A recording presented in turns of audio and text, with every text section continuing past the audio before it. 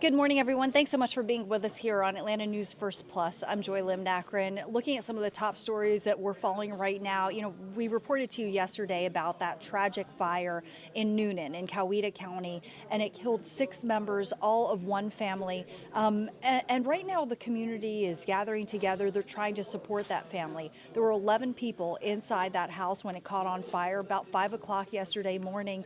And unfortunately, 6 of those victims passed away. 5 others are being treated for serious injuries. But really, there has been an outpouring of support in that community, and really a tight-knit community, I would say. Donations, well wishes have been flooding in.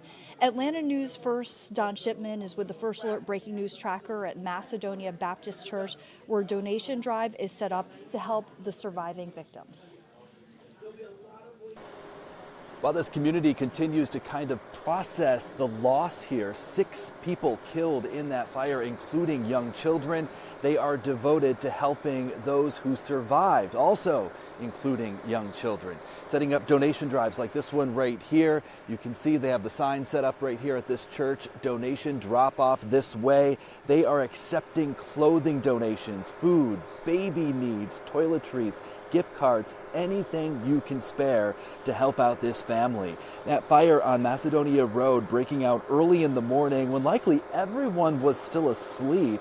The First Alert chopper showing the intensity of that fire. 5 people made it out, but 6 others, including 3 children, did not. The coroner's office releasing the ages of those who died: a 6-year-old, a 12-year-old, a 13-year-old, 36, and then 2 74-year-olds. All of them related. Just keep saying prayers for them, and anybody that's willing to help and reach out and help the family. I'm going to try to get something going together for all of us and neighbors or anyone that wants to drop off things for the family. We just wanted to remember KDB and the kids and her parents as well, and the survivors as well, and just let everyone know that the community is thinking about it, not just us, but the entire community. The church located here on Joel Sanders Road, accepting donations beginning at 9 o'clock this morning, so you can stop on by right now. They'll be accepting those donations. Also, the Newnan Police Department accepting donations. They set up their own drive. They're located on Joseph Hanna Boulevard. Stop by today and throughout the week if you can give. We're in Coweta County. Don Shipman, Atlanta News First. And thanks so much to Don for that report. We're going to keep following the developments there. Also want to let you know about polls opening, because it's time to get out and vote once again. This is for the primary runoff right now. So there's some big local and federal government races in this election for this round. And Atlanta News First Asia Wilson is at the DeKalb County Government Center with much more. There are runoff races like the Clayton County Sheriff and Georgia's 3rd District Congressional seat. But here in DeKalb County, the Chief Executive Officer still needs to be decided. Lorraine Cochran-Johnson and Larry Johnson are on the ballot, hoping to be your next Chief Executive Officer for DeKalb County. They are familiar faces when it comes to politics. One of them will be replacing outgoing CEO Michael Thurman, who reached his term limit. As DeKalb County is the 4th largest county in the state and is steadily growing, the CEO will be responsible for some key things that will shape the future of the county, including affordable housing. So I believe that we must address issues of zoning as well as also addressing planning and sustainability in DeKalb County. My goal is to link and leverage those public-private partnerships. We also spoke with the candidates about one top issue: police staffing levels. So I really believe that incentives are going to be very important, as well as existing salary. We also got to talk about the intangibles. How do we have a program for cops to have houses? Certainly a big year for sure, and our state will play a key role in the November election. And we're just 9 days away from the first presidential debate, which will be right here in Atlanta. Speaking of which, Vice President Kamala Harris is also in Atlanta today for an unrelated event. Now you can come out to vote in today's runoff election to right now until 7 tonight. In DeKalb County, Asia Wilson, Atlanta News First. All right, thanks so much to Asia for that report. We have much more information on the primary runoff on AtlantaNewsFirst.com. Okay, what you're looking at now, you probably know this courtroom, this footage pretty well by now. This is the YSL Rico trial. Never a dull day. Well, listen, maybe there have been a couple of dull days, but yesterday and today, definitely not among them. So the latest here is that, that's Brian Steele. This is the judge, Earl Glanville. Brian Steele is the attorney for Young Thug, Jeffrey Williams, the well-known rapper. So remember last week how we reported to you Brian Steele had been held in contempt of court and was facing criminal charges, and it actually was ordered to spend time in jail. Well, the judge overseeing this case is now kind of getting the tables turned on him a little bit, because today there is a hearing about whether he should be removed from the case. And Brian Steele filed the motion yesterday to get this Superior Court Judge Glanville off of the case. It accuses Glanville of improperly meeting with prosecutors and a key witness. Steele's disclosure of the meeting and his refusal to say who told him about it essentially is what prompted Mr. Glanville, his Honor Glanville, to hold Steele in contempt and give him jail time. And yesterday's motion by Mr. Steele actually calls for mistrial. There were several other issues as well yesterday. Let me show you this footage of Lil Woody testifying. So there's Lil Woody, rapper Lil Woody. He was on the stand testifying, and that's when the judge announced that they were having a couple issues, including the AC not working, the internet crashing. And then after the lunch break, the jurors returned to find out that someone in the courtroom had tested positive for COVID. I should say may have tested positive for COVID, but certainly a scare. Judge ordered everybody to mask up, says court's going to be deep clean, but today is going to be about that hearing for the judge, not so much about testimony, but very juicy stuff. We're going to keep following the latest here on Atlanta News First, Atlanta News First Plus.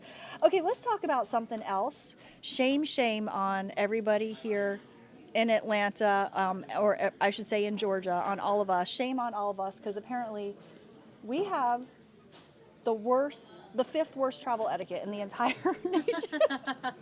Courtney, isn't this, oh my gosh, this is so funny, but we should be a little embarrassed of ourselves. So this is according to a new survey by gaming company Solitaire Bliss. And Georgia ranked only behind Iowa, Illinois, Virginia, and Texas because apparently we're very rude travelers. According to those survey, the most common inconsiderate behaviors are reclining airplane seats without asking, using phones loudly in the terminal, and placing bags on terminal seats. Okay, I do put my bags on the terminal seats, but I don't do the other things. Yeah, no. Is my microphone not muted right now? I think it's on. Your microphone is on. No. I want to hear your take on this. Okay, so first of all, I have a couple of things. Okay, let's hear What it. is the credential? What are the credentials of Solitaire Bliss, first of all? Second of all, we have the world's busiest airport. So clearly, I want to have a discussion about this really quick. Courtney, we're going to unpack this right here. So first of all, I want to know the credentials of Solitaire Bliss. Pretty sure that's like an app you play on your phone to win money. Second, nothing to do with traveling. Second, Hartsfield-Jackson Atlanta International Airport is the largest airport, so we already have the greatest sample size. You know what I mean? You know what? That's a really good point. Yeah, it's the world's busiest airport. Like, of course we're going to have the most sample going on, okay? Yeah. Third of all, I guess I'm on my third point now. Who asks to recline your seat? Have you ever done that? I don't think I've ever asked. You just need to use your common sense and know you when people are passing out their peanuts and drinks, don't recline your seat when someone gets their drink. You know what I mean? Yeah. But I mean, if we're doing it, I guess we're doing it. So anyway, I think our sample size alone, Joy, just is already puts us at an unfair disadvantage. I didn't think it was such a big deal to put your bags on a seat in the terminal unless there's somebody that needs a seat. Like if there's a lot of seats available, what's wrong with that? Yeah, if you're in a full terminal, don't put your seat on the thing next to you. But if you just want a little bit of space, you don't want someone breathing up on you, sitting next to you. I'm with you. I put mine on the seat too. So. Totally. But also, Iowa, Illinois, Virginia, and Texas are even ruder. I thought the Midwest were supposed to be full of nice people. Wait, what about the New Yorkers? I'm sorry. Yeah, right? I don't know. I mean, I've been in a New York my airport gosh. before, but I've also been in plenty of Chicago airports before over in Illinois. And I will say that isn't the most pleasant experience. I feel like everyone's always in a hurry and just like in a bad mood. So Yeah. But, anyway, it is what it is, I guess. We're a little biased. That's but right, That's okay. we are. We're preaching to the choir. That's right. So I'll be polite to you if you come visit Atlanta. like, So I don't think any New Yorkers are watching us. So No, that's it's okay. They're the rude ones. We can say we still that. love you, but maybe not the most. They're just always in a hurry. That's just the state of New York, you know. No, it's true. So, Hey, listen. all right, let's talk about the weather now. I moved from Boston. Oh, well, yes. and one of the reasons was, I wanted southern hospitality. Change of scenery, yeah. But also, I wanted this. I mean, Yeah. maybe not that. Oh, see, you had a transition ready to get into weather. I was just going to go right into it. Yes, Yeah, Courtney, warm weather. I wanted 86 though, not 93. Oh, girl, this is only the beginning. I hate to tell you. So it's going to get hotter and hotter, everybody. That was a fun conversation. All right, let's get to the weather now. Yeah, a really hot weather on the way, but a little cooler than where we have been. We hit 97 over the weekend, and we hit 93 yesterday, and so today's high will also be a little cooler. We'll head just near 90, so our heat is starting to taper off, and we'll kind of settle into the upper 80s to near 90 range as we head through the next several days. Here's look at your high temperatures area-wide today. We'll head into the mid to upper 80s to near 90, so a lot of our suburbs, especially north of the city, will head into the 80s today. 86 for a high in Canton, 86 in Gainesville, 88 in Carrollton and in Griffin, but Thomaston, Athens, Eatonton, Rome, LaGrange, Atlanta, all topping out in the low 90s. But I will say, you're going to notice a nice little breeze come out of the east, so we'll have wind gusts upwards of 20 to 25 miles per hour. We'll have a few extra clouds around today. The humidity will be just a touch lower, so you put all those things together, and it's going to be a lot more tolerable. That heat will be a lot more tolerable. It'll feel more like a comfortable summer afternoon. And the good news is, we're going to keep that going through this week. The afternoons will have a nice breeze. We'll have a few extra clouds around to kind of keep that sun from beating directly down on you at times. Overall, it won't be a terribly hot week. Hot, but not terribly hot. Now, as we head through the evening tonight, we'll see a warm and fairly muggy evening, temperatures in the 70s to send you out the door. Now, we are going to stay hot and dry as we head through these next several days. So while the heat isn't going to be unbearable, we are not going to see any rain. So if you have your plants outside that you planted in spring, they're all probably beautiful if they haven't already been soldered by the sun. I've definitely seen a few of the hydrangeas in my area out in people's front yards that look a little on the crispy side. You're going to want to water your plants because the clouds are not going to offer you any rain over the next few days. Tuesday, Wednesday, Thursday, even beyond that. No rain, but plenty of heat with temperatures again settling into the upper 80s to low 90s. The chance of rain stays at 0 all the way through Saturday. So we have quite a dry stretch of weather. We are going to watch that drought monitor. We'll get a new one issued on Thursday. We are in a little bit of a deficit, at least for the month when it comes to rainfall.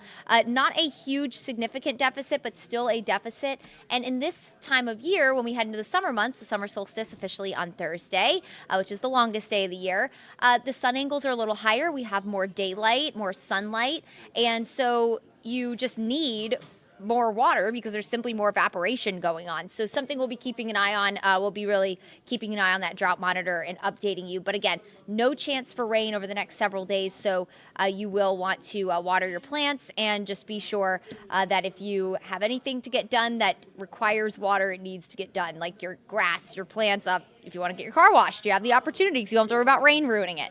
Here's a look at the feels like temperature. So this, of course, makes a huge difference this time of year is the humidity, because when you have the heat and humidity, you pair them together, you get this, a feels like temperature, a heat index value.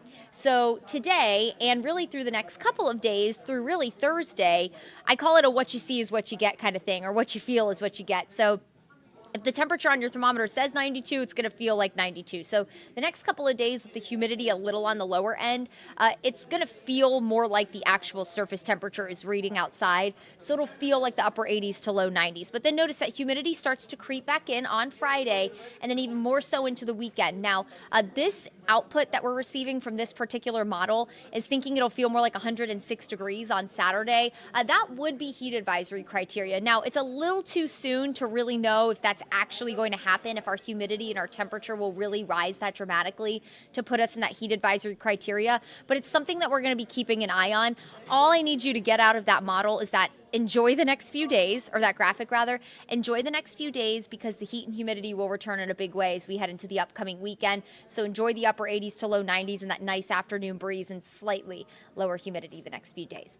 All right, let's talk about the tropics really quick. Definitely heating up as well as we're heating up here at home, as are the tropics, especially the Gulf.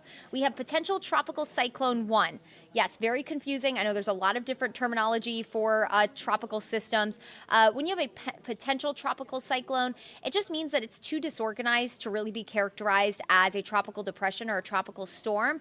But because this is so close to impacting land, in fact, already bringing a lot of heavy rain to parts of the Yucatan Peninsula, and it is forecast to move into the peninsula of Mexico and also bring very heavy tropical downpours to the Gulf Coast, especially South Texas. They give it that potential tropical cyclone wording so that they could start doing public advisories and also give you a forecast cone. And this is forecast to become a tropical storm later on today. So as you wake up tomorrow morning or as you're going to bed tonight, our meteorologists might be talking about Tropical Storm Alberto. That's the first name that we have on the list. Notice this will continue to make that westerly track and move into the coast of Mexico as we head into early Thursday morning, if not late Wednesday night. So not going to impact us, but our first storm of the season potentially on the way, as long as that forecast verifies. We'll have a tropical storm by the end of the day today. But again, potential tropical cyclone, you hear us say that word, that's simply because there's an area of interest, a potential cyclone. It is forecast to continue to develop. But when it's that close to land, you need to be able to issue those public advisories and stuff like that. So they give it that verbiage so we can get that forecast cone and all the good things that help us inform you of potential impacts and potential timing of everything. So here's a look at that 7-day first alert forecast. No first alert weather days, no super impactful weather. Again, if we do get into that heat advisory criteria, which feels like temperatures of 105 or higher, we will give a first alert weather day, and that is possible over the weekend. But enjoy the upper 80s to low 90s, the heat a little more tolerable than the weekend with the nice afternoon breeze all the way through Thursday. The humidity will start to rise again on Friday, and then we'll stay dry through Saturday with the chance for a few storms on Sunday and Monday. It does look like we will settle into a slightly wetter pattern next week, which will be good news. But in the meantime, make sure you're watering your plants, watering your lawn, all the things. Get that car washed this week because we have a lack of rainfall really all the way through Saturday and even Sunday looking mostly dry. All right, everyone, thanks so much for spending some time with us here on Atlanta News First Plus. We'll continue to keep you updated on all your news headlines and your forecast here throughout the day. Also, the First Alert Weather app, the Atlanta News First app, all great tools to have to stay plugged in as you make your way through your Tuesday. All right, make it a wonderful day, everyone. We'll catch you here next time.